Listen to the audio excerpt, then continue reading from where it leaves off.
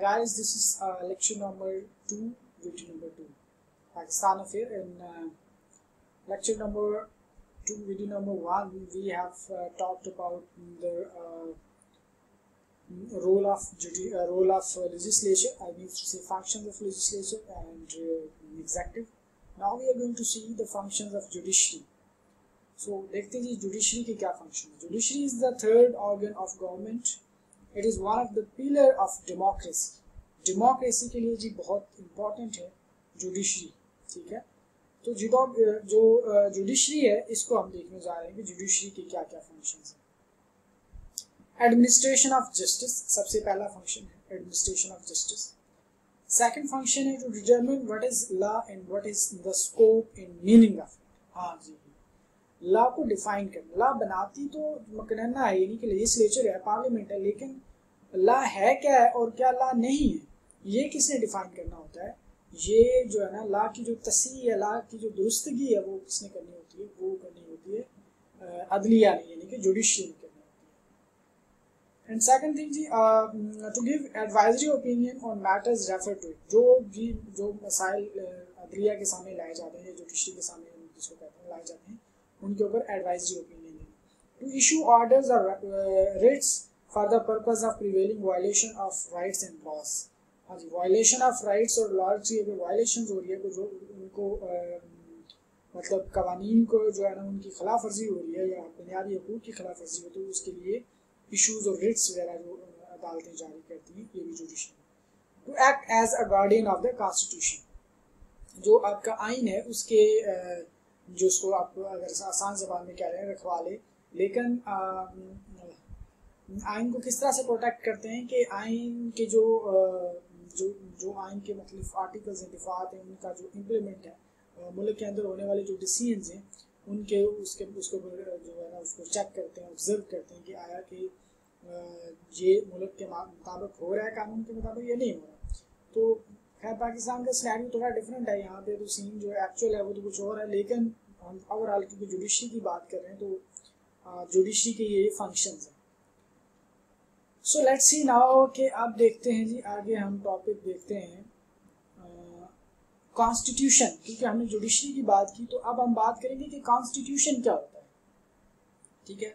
और पाकिस्तान में बनने वाले जो डिफरेंट कॉन्स्टिट्यूशंस हैं, जो डिफरेंट वक्त में डिफरेंट टाइम्स में बनते रहे, वो किस तरह में बनाए, किस तरह से बनाए और उनकी क्या स्पेसिफिकेशंस थी. तो इसी तरह जी हम ये देखने जा रहे हैं कि अभी जो कॉन्स्टिट्यूशन है होता क्या है. Basically constitution governs the government.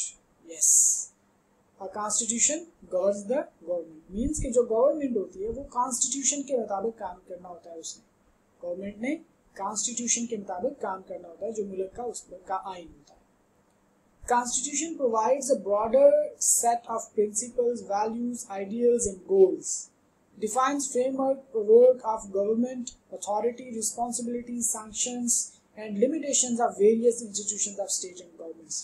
Means to say that how government institutions and how government is going to operate, is going to run, is going to govern the system, that all is dealt under the constitution, that what the constitution say regarding any particular matter. So while dealing with any matter, any state department follow the constitution of that country. So constitution is very much important for the country, because without constitution countries can't be governed. So it's very important to understand the constitution and the constitution I mean to say actable constitution of the country. So this is very important. Now we are going to see the constitution development in Pakistan. अब ये बड़े series सब continent में किस तरह से constitution develop होता रहा, किस वक्त में क्या क्या चेंजिंग आई, ये अब हम देखने जा रहे हैं. At the time of Independence Act of 1935, जी एक्ट 1935 था. जब हम पाकिस्तान आज़ाद हुआ तो उस वक्त कौन सा आइन था जी. 1935 का जो ब्रिटिश एक्ट था वो था. वाइसरेगल सिस्टम था जी, मीन्स वाइसराय का जो निज़ाम था वो जिस वक्त मुल्क में था. पार्ट ऑफ ब्यूरोक्रेसी, इसका ब्यूरोक्रेसी मुल्क को चलाती थी. और ये सारे politicians rules in legislation. Politician का जो रोल होता था वो क्या होता था, लेजिस्लेशन में होता था. Rule in legislation. Two school of thoughts, parliament without power. उस वक्त की जो पार्लियामेंट थी वो पावर नहीं होती थी, पावर सारी उस वक्त की जो है ना वो सिस्टम के तहत जो ब्यूरोक्रेसी के पास होती थी। और उसी यही वजह है कि आज तक जो है ना हमारी जो ब्यूरोक्रेसी जो है वो अभी भी हमारी जो मतलब गवर्नमेंट के अदारे हैं या जो गवर्नमेंट है या उसको सही तरह से चलने नहीं देती। उसकी रीज़न ये है कि ये बड़ी पावरफुल है और उसी वक्त का वही सिस्टम चला रहा है, तो इसको बड़ा इतना आसान नहीं है इसको सिस्टम को उस तरह से लेके आना और ना ही आज तक लाया जा सके, क्योंकि ब्यूरोक्रेसी जो है ना बहुत पावरफुल है इस कंट्री के। अच्छा, ये तो हमने देख लिया जी कि कॉन्स्टिट्यूशन डेवलपमेंट्स पाकिस्तान में क्या क्या है। अब हम देखते हैं कि जी कॉन्स्टिट्यूशन ऑफ 1965 जो हमारा पहला आइन बना वो क्या था, उसकी क्या खुसूसियात थी। Drafted by bureaucrat Chaudhry Mohammad Ali. अब हमारा जो पहला कानून है वही एक जो है ना मतलब ब्यूरोक्रेट ने बनाया है। पहला आइन जो बना वो ब्यूरोक्रेट थे चौधरी मोहम्मद अली, प्राइम मिनिस्टर भी रहे पाकिस्तान के, अपॉइंटेड थे और इलेक्टेड प्राइम मिनिस्टर नहीं थे, अपॉइंटेड प्राइम मिनिस्टर थे। तो अब उन्होंने पहला ये पाकिस्तान का 1956 का आइन जो है वो ड्राफ्ट किया था।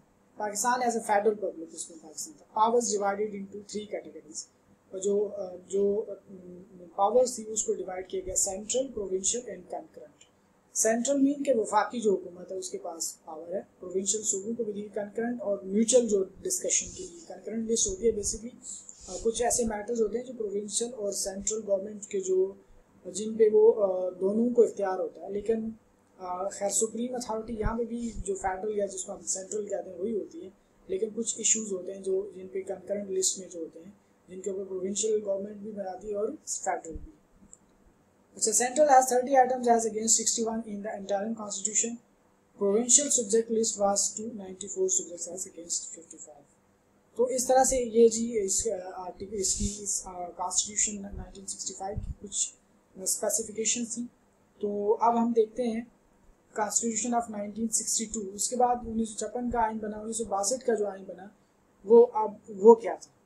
अब हमारी जो मैं समझता हूँ कि जो पाकिस्तान बनना और पाकिस्तान की जो बदकिस्मती रही पहले ही से, कायद आज़म की जो अर्ली डेथ हो गई और उसके बाद हमने 9 साल बगैर कॉन्स्टिट्यूशन के, यानी कि उसी जो एक्ट 1935 था और जो अंग्रेज का जो बनाया हुआ ब्यूरोक्रेसी बेस्ड जो निज़ाम था उसी के साथ हम मुल्क को चलाते रहे। और यही वजह है कि हम मुल्क को उस वक्त हमारे उसी वक्त से ब्यूरोक्रेसी ने जो है ना मुल्क को मतलब कैप्चर कर लिया था, ऐसे यूँ समझ लें आप, यहाँ पे पावर को कैप्चर कर लिया। तो अब 1956 में जाके हमारा फिर 62 में फिर असल जो हमारा आइन बना जो अभी भी फॉलोड है वो जाके 1973 में बना। तो चलें इस पर भी बात करेंगे, लेकिन हम कॉन्स्टिट्यूशन ऑफ 1962 देखते हैं कि कॉन्स्टिट्यूशन ऑफ 1960 में क्या था। ये जी मिलिट्री ब्यूरोक्रेट यानी कि आपके जो सदर अयूब थे, अयूब खान के दौर में बना, वो उसकी हुकूमत थी presidential, not federal and parliament. Presidential था, उसने खुद बनवाया था, तो सदाती आइन था, ना ही वफाकी था और ना ही पार्लियामेंट्री, कोई पार्लियामानी भी नहीं था। Excluded the provincial list of subjects and mentioned the central list of 49 items in India concurrent list. इसने जी इस में जो 56 का आइन था उसको मौखर करके उसकी जो एक्सक्लूड कर दी, जो प्रोविंशियल लिस्ट यानी कि जो इख्तियार सूबों के पास है वो भी उसने वापस लेके उनको सेंट्रल के पास दे दिया, और 49 ऐसे पॉइंट्स रखे जो कंकरेंट लिस्ट में डाले, यानी कि जो प्रोविंसेस और फेडरल सॉरी क्या जो सेंट्रल गवर्नमेंट है वो म्यूचुअली डिस्कस करेंगे। तो यहाँ पे मतलब 1962 का जो आइन है या कॉन्स्टिट्यूशन हम कह सकते हैं कि उसमें जो पावर जो है ना, पावर का जो सेंटर ऑफ पावर था या पावर कंसंट्रेशन थी वो जो है ना वो सेंट्रल गवर्नमेंट के पास थी। प्रोविंशियल ऑटोनॉमी को बिल्कुल ही ख़त्म कर दिया गया। और ये भी एक बदकिस्मती रही हमारी इस 1962 के आइन में कि प्रोविंशियल ऑटोनॉमी को ख़त्म करने की वजह से भी बंगाल जो है ना, बंगाल के बहुत ज़्यादा जो है राइट्स वायलेट जो हुए वो इस वजह से भी हुए कि अब जो सेंट्रल गवर्नमेंट के पास जब ज़्यादा पावर आ गई तो बांग्लादेश के साथ उस तरह से जस्टिस नहीं हो सका। Powerful centre with concentration of power, powerful centre था जी, उसके सेंट्रल हुकूमत के पास बहुत ज़्यादा पावर थी। Provincial government headed by the governors, जो प्रोविंशियल गवर्नमेंट थी वो उसको कौन चला रहे थे, गवर्नर चला रहे थे, और गवर्नर किसने अपॉइंट किए हुए थे, वो तो सेंट्रल गवर्नमेंट ने अपॉइंट किए। तो ये मीन्स के प्रोविंसेस ऑटोनॉमी जो थी वो बिल्कुल भी नहीं थी, ज़रा भी उसको मतलब प्रोविंसेस को जो है ना वो ऑटोनॉमी नहीं दी गई। तो ये पाकिस्तान टूटने की एक वजह ये भी मैं समझता हूँ कि एक एतबार से बनती है कि जब आपने प्रोविंस को ऑटोनॉमी नहीं दी, अभी अभी भी ज़रूरी है कि जो प्रोविंसेस हैं पाकिस्तान के उन सबको जो इंटरनल ऑटोनॉमी होनी चाहिए ताकि वो अपनी मर्जी से डिसीजन वगैरह ले सकें। लेकिन कुछ इश्यूज़ हैं जैसे 18 अमेंडमेंट के जो फेडरल गवर्नमेंट के पास ही होनी चाहिए। बहरहाल ये एक लंबी डिबेट है, इस पर लंबी बहस है। तो अभी हम डिस्कस कर रहे हैं जी कॉन्स्टिट्यूशन ऑफ 1962। तो कॉन्स्टिट्यूशन ऑफ 1973 जो हम देखते हैं कि 1973 का जो आइन था जो अभी तक चला आया है और जिसमें कोई मिला के 28 अमेंडमेंट हो चुकी हैं, बल्कि यस 28। तो इसको देखते हैं जी कि ये आइन किसने बनाया और कैसे बना। और ये वो पहला पाकिस्तान का जो आइन था जो एक मतलब कॉन्स्टिट्यूंट असेंबली ने जो बनाया, ठीक है। This is the first constitution made by the elected west Pakistan members of the constituent assembly of 1973।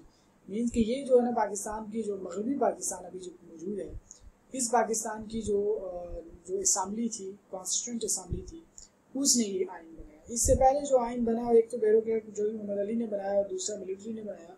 तो हमारे पास यहाँ पे कोई इसका तस्वर ही नहीं था, तो कि हमारे पास मतलब हम इलेक्शन ही नहीं करवा सके। और हमारा जो कायद-ए-आज़म की वफात के बाद मुल्क को चलाना ही मतलब इस तरह से चलाया गया कि वो जिसका ख्वाब देखा था हमारे आप कह लेंगे इंसेस्टर्स ने, वो पूरा ना हो सका। और ये इसकी बुनियादें वहीं से ख़राब हो गई, 1947 के बाद ही ख़राब हो गई इसकी बुनियादें। तो मुल्क के अंदर जो है ना आम इंतखाबात ही नहीं हो पाए और वो ब्यूरोक्रेसी ने जो है ना वो कंट्रोल कर लिया मुल्क को।